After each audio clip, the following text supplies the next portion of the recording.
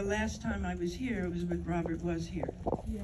And of course, as you all know, he was beloved by our community and our country and the world. Actually, I have friends all over the world who never stop watching TCM. In fact, their kitchens are, their homes are filled with the TV on all the time with TCM, all over England, my God. I'm here to introduce a film, not to talk too much about much of what I've done, because this is about the group. So, because of nostalgia, I am thrilled to be invited to the TCM events. Anytime they want me, I'm here.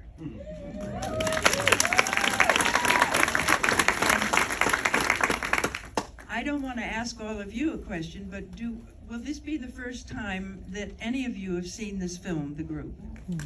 You're in for a treat. You are. It was, as you may have remembered, if you were around that time, Mary McCarthy wrote a bombshell, a book. She was considered an intellectual writer and was revered. She always had a dream of being considered an intellectual. And this book sort of shocked everybody. It took her time to get it published, but it was published, and I think there were like 73,000 printing to begin with. And then after it was on the bestsellers list, about 9 weeks, it made it. And booksellers were ordering 5,000 copies a day for the public.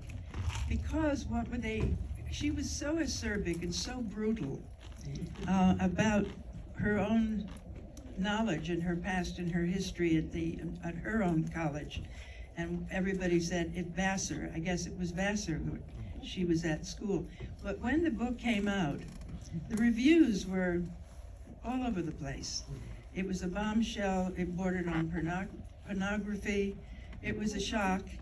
There were so many subjects covered that had not been talked about much by families or the community. And so she was pilloried in many circles for writing this book. And as I remember at the time, I had come out of Best of Everything. And and when you think about it, that was pretty tame compared to this film. We had Jean Negulesco, who in fact directed Best of Everything.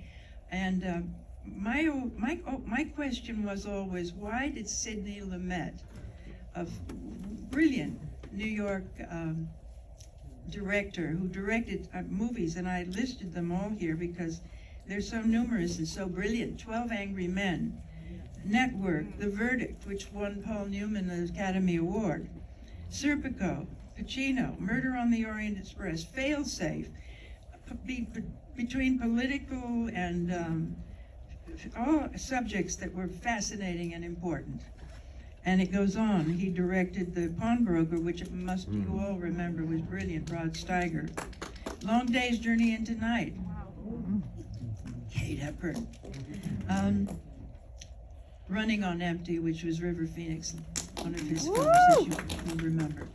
And so, why would he decide to do The Group?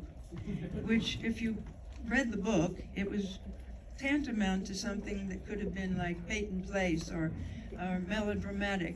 It was so tough and brutal, but it brought up so many issues that, as I said, weren't talked about before. I think he was chosen because the producers had to, this was just my idea. I didn't hear this or read it from anybody, but I think they wanted to take the subject seriously, and they knew that if it was in the hands of a lightweight director, that it could border on just simply a magazine soap opera. So my feeling is that they wanted someone like Sidney Lumet to take it and tackle the issues and make it serious. So his casting was impeccable. And before you see the movie, I want you to know, if you haven't read it in your program, who were the actors in this film. And I read Candice Bergen, Shirley Knight, Joan Hackett, Elizabeth Hartman, who was so, I can't even explain, you'll see today when you watch the film. Joanna Pettet, Mary Robin Red, wonderful name, Kathleen Widows, and then you have Larry Hagman, a comedian who I worked with in a series for 12 or 13 episodes, Hal Holbrook, Robert M. Hart, I've worked with many times in the past, Richard Mulligan, and James Broderick, who is Matthew's father. So these actresses were acclaimed in their own right and were terrific. They were always had something strong characters to play, and in this particular picture they are unique. Each one of these is perfectly fit for the part that they're playing. Jessica Walter, woo! Amazing. And so I think that being that they were cast, presumably with the director's intentions, he must have cast it perfectly. I mean, he did cast it perfectly, but I'm sure that they took his advice and cast who he wanted. And so then working with these actors, he was able to get performances that, in my opinion, were worthy of nomination for Academy Awards. I mean, at least 4 of them, and you will see today, give moments that are riveting. I mean, but the problem with the film, in my humble opinion, is that he tried to take too much and put it into 2.5 hours. And so delving into this individual stories was tough. So you have The Group, which is titled perfectly because it's about the group. And in order to tell tell a story about a group of women, you have to move them around and you have to mix and film every one of them with some problem they have, which he did, I think, very well. But it's fast-paced. There isn't a moment of breath between any of the scenes. It just keeps moving and moving and moving, and you never know quite where you're going to be the next minute. And it's all understandable. It works on a level. As to delving into each story, it's impossible. So what areas do they cover? Things that you probably, abortion, infidelity. I mean, we're talking, it could be melodramatic, every single one of these. Controversial issues that people didn't talk about. Lesbian. There was a character, you'll see who that is in the film. Open marriage, adultery, contraception, domestic violence and abuse. I mean, breastfeeding versus bottle feeding. I mean, it goes into every single area of stuff that people didn't want to talk about. And at that time, the film was, women were basically meant for marriage and family, homemaking, and bearing a child. And you'll see quite a few of those in the film as well. I found it fascinating. I found it of its time, and one of the problems that Mary McCarthy had after writing the book and then the movie was made is that all of those classmates that she was in school with wondered which of us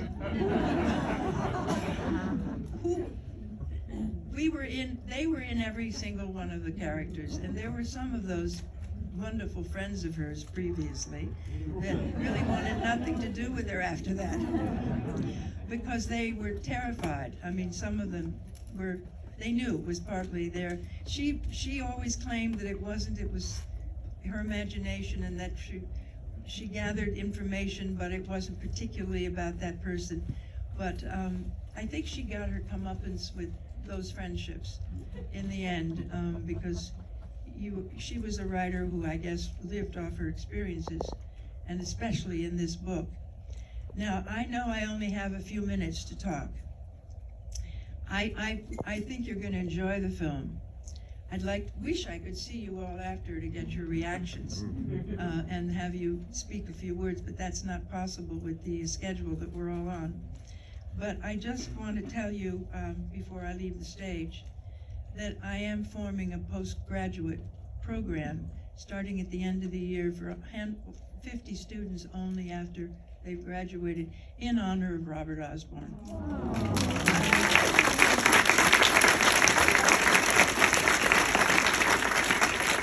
And we are going to rely And for TCM's knowledge as well, we're relying heavily on film history and teaching young people.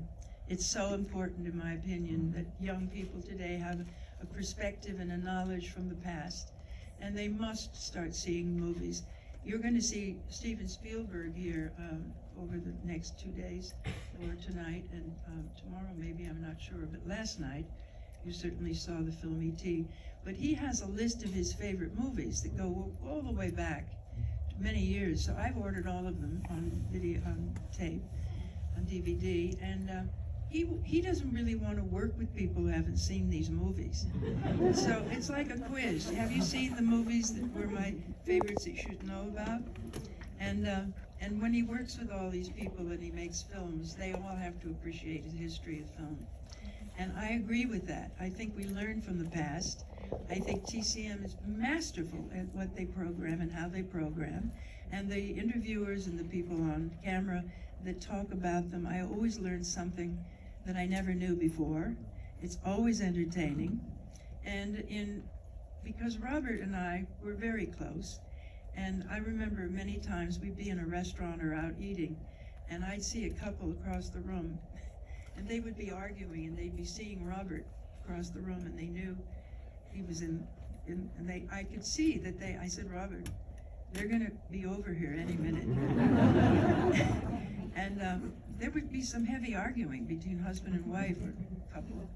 And I said, here they come, Robert, here they come. Be prepared. So the husband, excuse me, Mr. Osborne, we have a question. We have a debate going on about an actor in a film.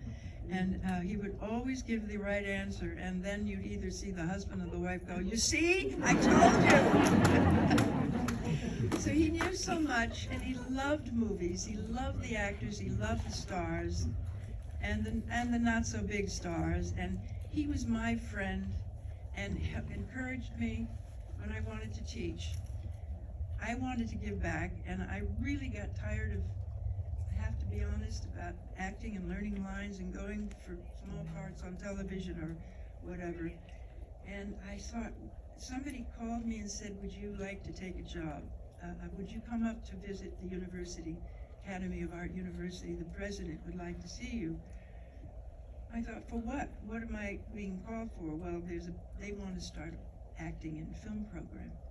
So I flew up, met the family, met the president, met the people who were teaching, and was told that we'd have about 1,500 students.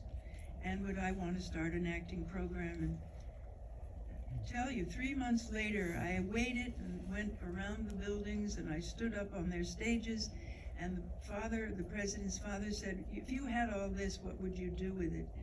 And I began to think Shakespeare, speech, film history, learning your craft, learning it in the real world way, not a fake way that's theoretical from books, but let's get down on the earth and be practical, and let's test it out and see what the kids know and how to teach them in a way that's hands-on.